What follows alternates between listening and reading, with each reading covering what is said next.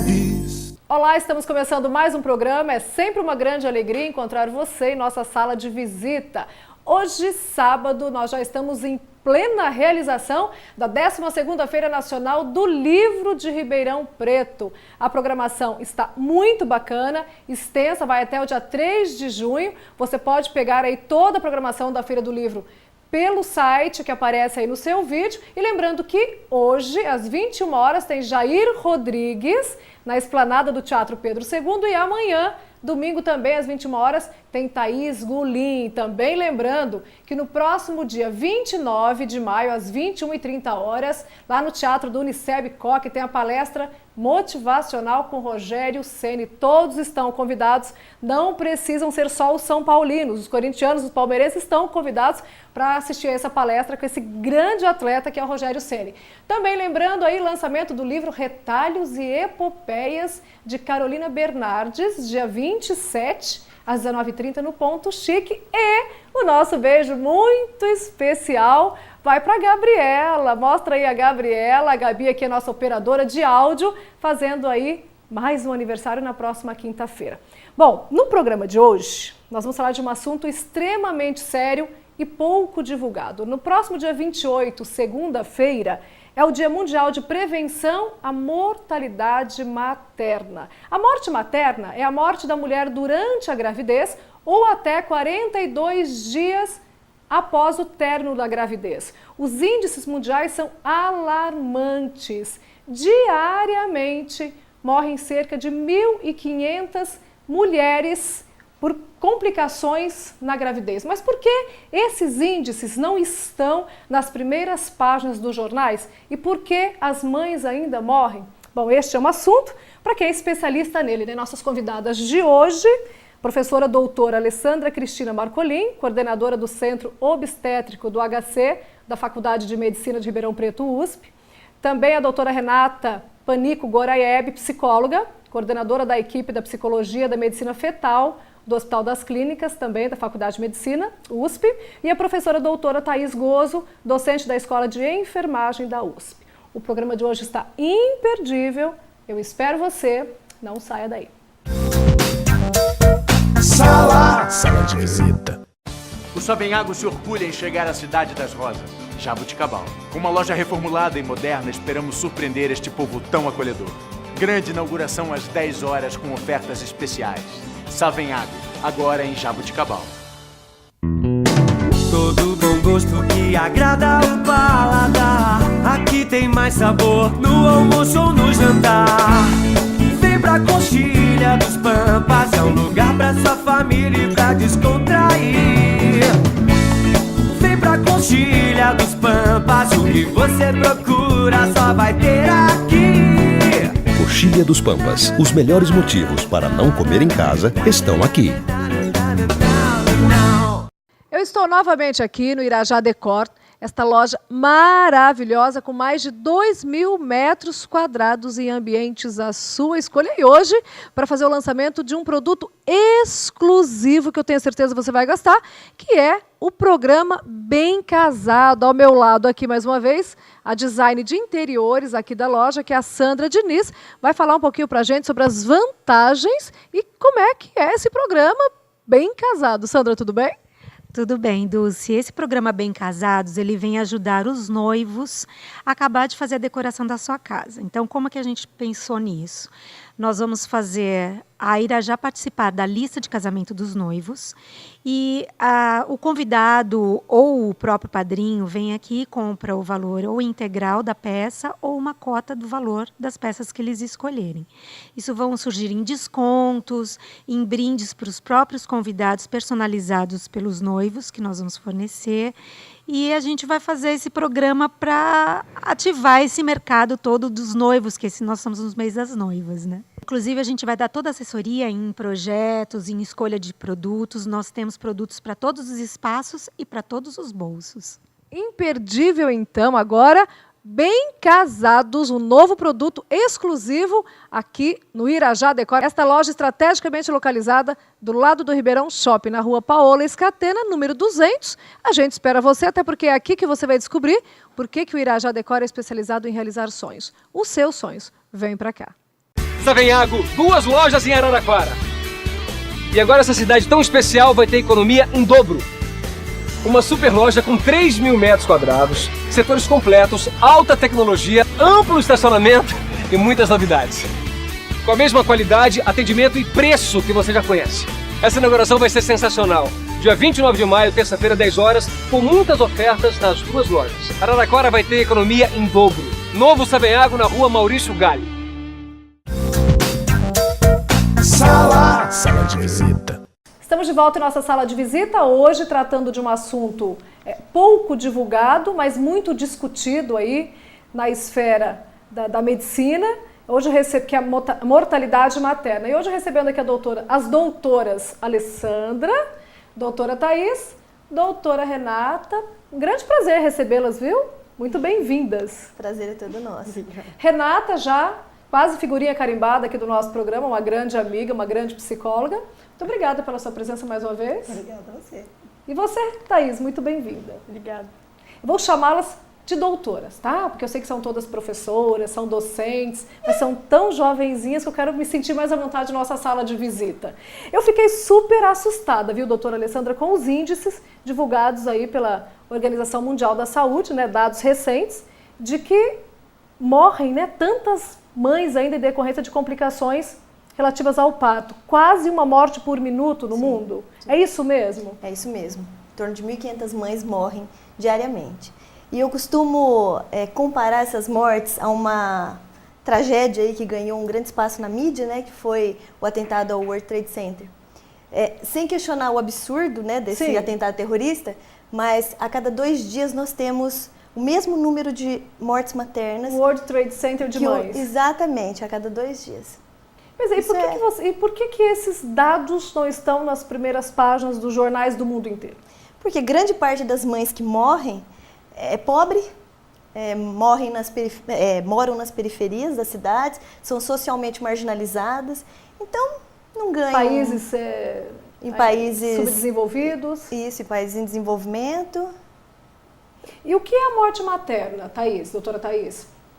A morte materna é a morte da mulher e na faixa etária de 10 a 49 anos, que está no período de gravidez, no parto ou no pós-parto. O índice, inclusive, da Organização Mundial da Saúde está relacionado com esse período, com essa idade. Da Organização Mundial da Saúde, eles não consideram a partir de 10 anos, eles consideram a mulher um pouquinho mais velha. Poderia ser maior, então, o número de mortes? Poderia ser maior, inclusive? Sim, o Brasil considera a partir dos 10 anos por causa do nosso índice grande de gravidez na adolescência. Exatamente. Só que a gente também avalia o número de mulheres até 1 ano após o parto. A gente considera ainda... A gente fala morte muito materna. até 42 dias do pós-parto, mas a gente avalia até 1 ano após o parto. E e quais as causas, as principais causas dessas mortes, doutora Alessandra? Por incrível que pareça, as mães ainda morrem por hemorragia, por alterações, né, complicações relacionadas ao processo hipertensivo na gravidez e por infecção. Isso tudo porque elas não fazem um acompanhamento durante a gravidez? Grande podem parte... ser detectadas, poderiam ser evitadas todas essas mortes? 95% das mortes maternas são evitáveis.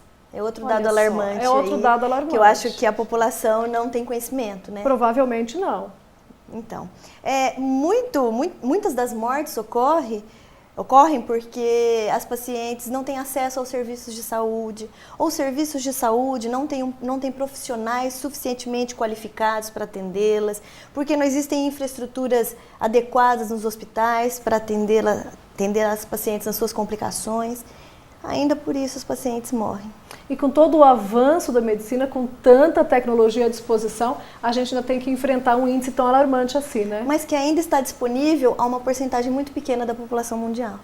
Ou seja, nós podemos pensar que existe sim uma medicina para os ricos e uma medicina para os pobres? Infelizmente, Infelizmente, sim. Infelizmente, sim. E como é o índice no Brasil, doutora Thaís? No Brasil tem se trabalhado muito. O Brasil é um dos países que pactuou, junto com mais de 150 outros países, para a redução da mortalidade materna, entre outras ações, até 2017.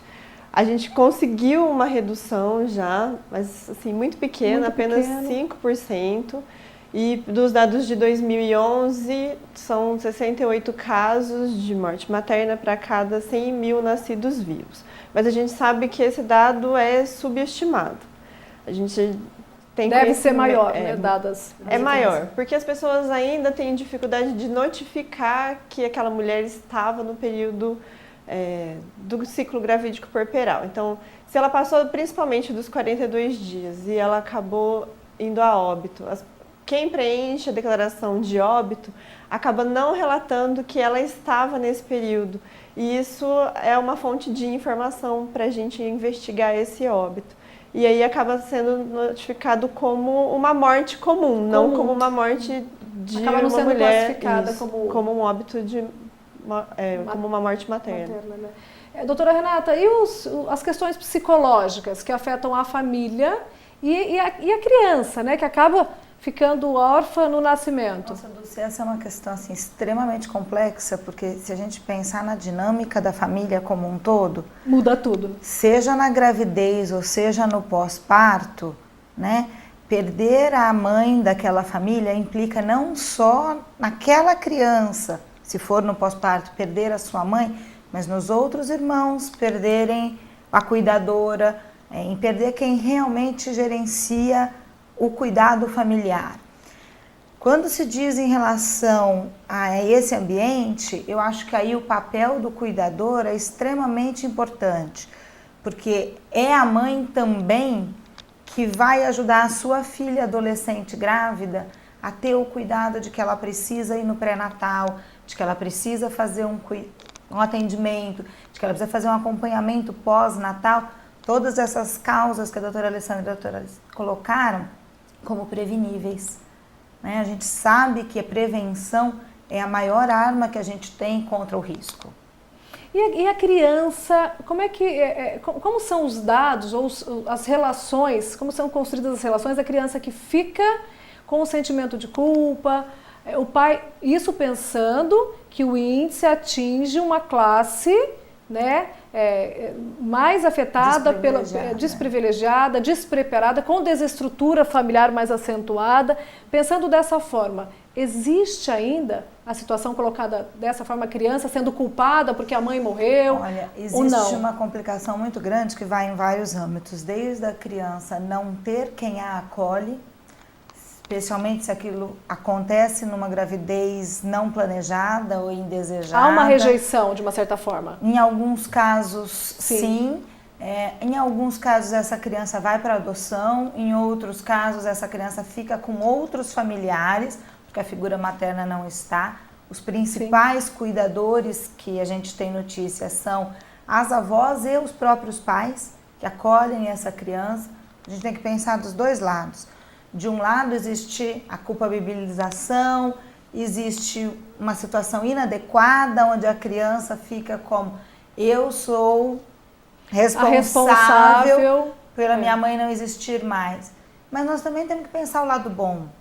Aquele pai, aquela avó, aquela família que acolhe, que perdeu uma mãe, tem uma criança. Então, que por mais que ela possa carregar essa angústia, ela também é uma criança que supre aquele espaço da falta. Vazio, né? Aquele vazio. E existe o tipo de morte que é chamado de obstétrica e a não obstétrica, né? Isso.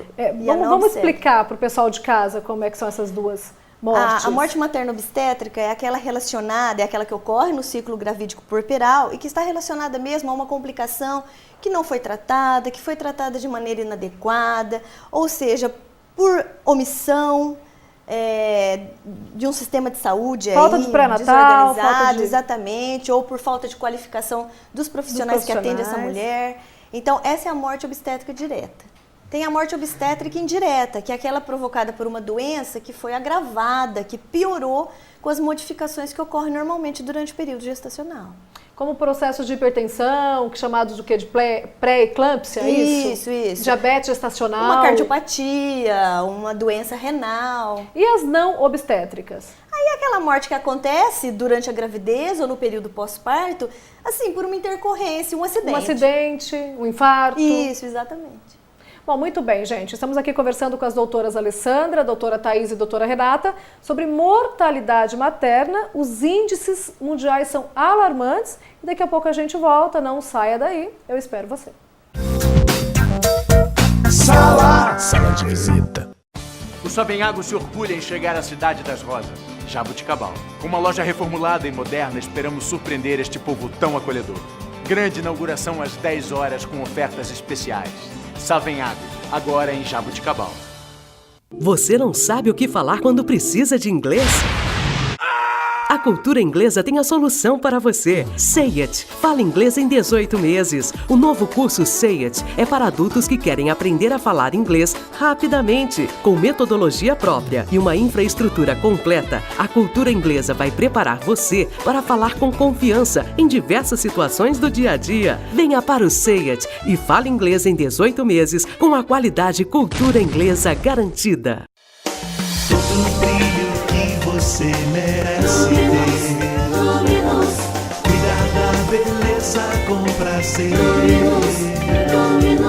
Um novo estilo, um jeito todo especial.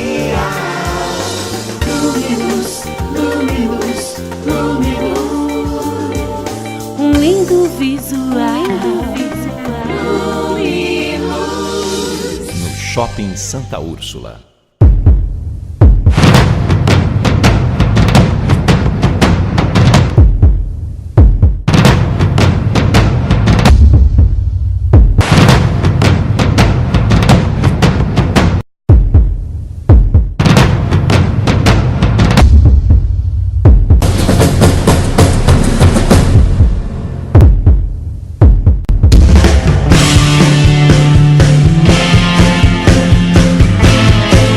Savenhago, 2 lojas em Araraquara.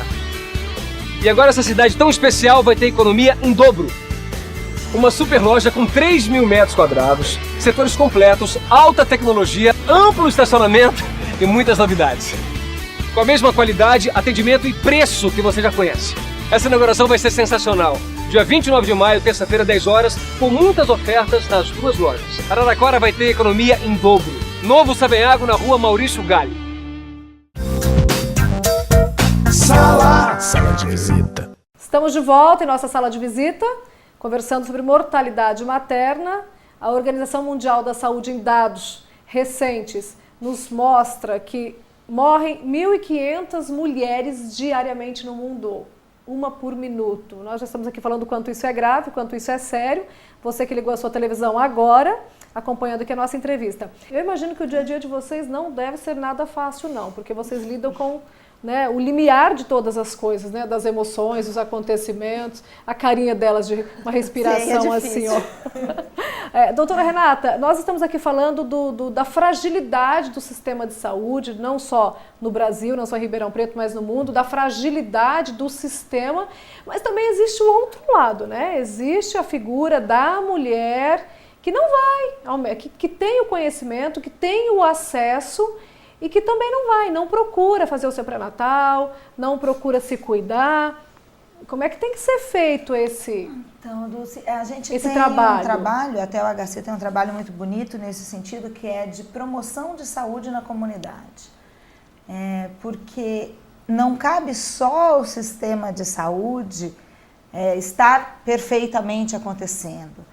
Cabe também a outros órgãos, a outras entidades, como o professor da escola, o educador do bairro, a igreja, as creches. A sociedade. Sociedade como um todo. Orientar essas gestantes, seja ela adolescente, seja ela idosa, seja ela na idade prevista, que ela precisa fazer todo um cuidado. Então, esse intrincado de ação, de cuidado, de atenção, a gente chama de prevenção. A prevenção é mais do que sabida que ela precisa vir dentro de um papel educativo. É uma questão cultural? É uma questão cultural. As mães deveriam ensinar às suas filhas que elas têm que buscar um pré-natal. Elas têm que fazer o aconselhável, aí a obstetra pode ajudar, a enfermeira, eu acho que são 4 consultas no pré-natal e no mínimo 2 no pós-natal. Porque você tem todo um cuidado que você faz com o seu corpo, com a sua saúde, com a saúde do feto, com a saúde da criança que acabou de nascer e como isso fica no seu repertório. Você vai se transformar em mãe ou você já é mãe, mas este cuidado que é do grupo social, que vai dos amigos à equipe de saúde. Todo mundo tem que estar atento que aquela mulher está grávida e não está se cuidando e precisaria. Ou seja, os dois lados precisam estar atentos, né? Doutora Thaís, a doutora Renata falou em promoção da saúde, eu me lembrei que em 2000 as grandes nações mundiais se reuniram, né, e escreveram a Declaração do Milênio, em que estabeleceram 8 ações primordiais, entre elas, né, melhorar a saúde da gestante. Isso. Que de lá para cá, isso de fato tem acontecido? Como é que estão essas ações hoje? O que a gente consegue observar é que tem se tentado, né, tem tido um esforço de todos, principalmente dos países subdesenvolvidos ou em desenvolvimento, para tentar melhorar. Seja com o desenvolvimento da equipe de saúde, por exemplo, a África. Eles mandam alunos virem estudar no Brasil, estudar na Europa, porque lá eles ainda não têm universidade suficiente para formar médicos, para formar enfermeiros, para formar psicólogos, formar equipes de saúde como um todo. Então eles mandam, a gente aqui na escola de enfermagem a gente sempre recebe alunos de Angola, por exemplo, para ajudar na formação, na capacitação desse pessoal. Desse profissional que vai voltar para o seu país e vai estar melhorando a assistência dessas mulheres lá, porque a mortalidade materna lá é altíssima. Altíssima. Uma das maiores do mundo, não é? Provavelmente. Mas a meta está muito longe de ser cumprida ainda, não tá? Muito longe. E falando de Brasil, a gente também tem tentado, também tem buscado fazer isso. Como? Né? Melhorando a qualidade da assistência, melhorando a infraestrutura, fazendo educação continuada no serviço, para melhorar a qualidade desse profissional. Porque não adianta só a gente formar, depois o profissional formado está no serviço, capacitado, nunca mais estuda, não se atualiza, então a educação do profissional não pode parar por aí. Então, educação continuada, né? Educação em serviço, para que esse profissional tenha as técnicas, tenha acesso aos estudos que a doutora Alessandra falou, que a Organização Mundial da Saúde está sempre divulgando, então esteja atualizando, que os equipamentos estejam adequados, porque também não adianta ter o equipamento e ele estar sucateado e não ter condição de uso. Então, está olhando para essa infraestrutura, está olhando a condição de acesso. Por exemplo, na região norte e nordeste, a gente tem comunidades que são muito distantes das cidades. Então, como que essas comunidades chegam, recebem a assistência? Então, como que é isso? Então, o Brasil tem feito esse olhar para como que está sendo isso. Para poder diminuir, né? Para poder tentar diminuir, capacitar parteiras. Porque falar, mas... não tem médico naquela região. Mas não tem médico naquela região. Por exemplo, na região norte ainda é muito... As comunidades ainda são muito assistidas por parteiras de prática. Então, o que tem sido feito? Vamos capacitar as parteiras da prática para que elas melhorem a qualidade da sua assistência. Olha, que a gente já conseguiu reduzir muito o número de óbitos por morte materna no Brasil, isso é fato. A gente já conseguiu um avanço grande. Mas ainda a Organização Mundial da Saúde acredita que 20 óbitos de mulheres por 100 mil nascidos vivos é um número aceitável. Nós estamos em torno de 68. Então a gente tem um grande caminho pela frente. Mas a gente acho que não pode desanimar, né? Eu acho que a gente tem que estar divulgando para as pessoas. É isso que a doutora Renata estava falando. As mulheres também têm que saber da importância delas buscarem a assistência. Até porque é um direito delas, né, doutora Thaís? E aqui em Ribeirão é um lugar onde elas encontram isso. A Mater, a doutora Alessandra trabalha lá também, está lá o acesso às mulheres que precisam da saúde. Sim. Então, muitas mulheres, por exemplo, não voltam no pós-natal no centro de saúde que deveria estar ali para atendê-las. E elas deveriam voltar por uma infecção, por uma hemorragia. Doutora Alessandra, eu quero insistir ainda na questão da redução da mortalidade materna? Além da gestante ter que fazer o seu papel, cumprir o seu papel consigo mesmo, com a criança e com a família, porque é uma responsabilidade, você envolve todo mundo numa tragédia dessa, que na maioria das vezes ela é anunciada, né? Ela é anunciada, sim, já que poderia ser evitada. Existe alguma outra estratégia para que se reduza de fato assim e de forma rápida esse índice? O que eu acho muito importante, assim, uma estratégia que é imprescindível para que se reduza a mortalidade materna no mundo, é a investigação da morte materna. Saber o porquê que ela aconteceu, como ela aconteceu, estudar a história de vida dessa paciente, onde a gente poderia ter atuado para evitar essa morte materna. E mais do que isso, a morte materna ela é a ponta do iceberg. Eu acho que a gente precisa estudar os casos de near miss. Near miss, hoje em dia, é um conceito muito recente na literatura, mas já bem difundido. É aquela mãe que quase morreu. É aquela paciente que passou por complicações gravíssimas em torno desse período da gravidez, do pós-parto. Teve muitas vezes que ser admitida em unidades de terapia intensiva, recebeu transfusões sanguíneas, passou por cirurgias, quase morreu. Sobreviveu, e é ótimo que ela tenha sobrevivido, claro, mas também para nos informar, para nos dar indícios dos pontos de fragilidade do sistema.